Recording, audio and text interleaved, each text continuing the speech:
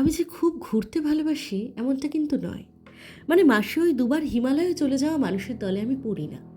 তবে হ্যাঁ, সবুজ গাছপালা, নির্জনতা, মেঠো পথঘাট এগুলো আমায় ভীষণ টানে।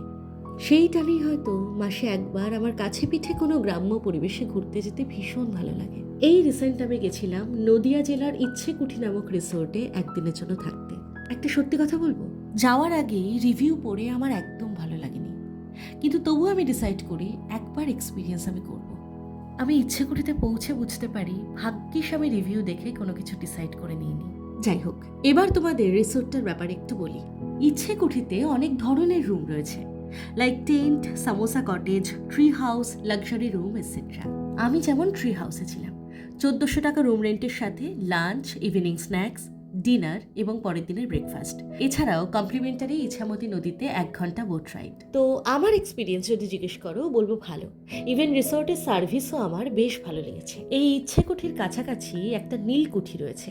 ঠিক সন্ধে হওয়ার মুহূর্তে ওই নির্জন গ্রামের রাস্তা দিয়ে হেঁটে হেঁটে নীলকুঠি যাওয়ার কথা আমার মনে থাকবে। শিয়ালদা থেকে তোমরা যে কোনো ট্রেনে চাকদা বা রানাঘাট বা বনগাঁ নামবে এবং সেখান থেকে একটা বাস বা অটো করে নাটাবেরিয়া, ব্যাস তারপরেই একটা অটো ধরেই পৌঁছে যাবে ইচ্ছেকুঠি। একদিনের জন্য যদি গ্রাম্য পরিবেশে রিল্যাক্স করতে চাও তাহলে যেতে পারো, ভালো লাগবে।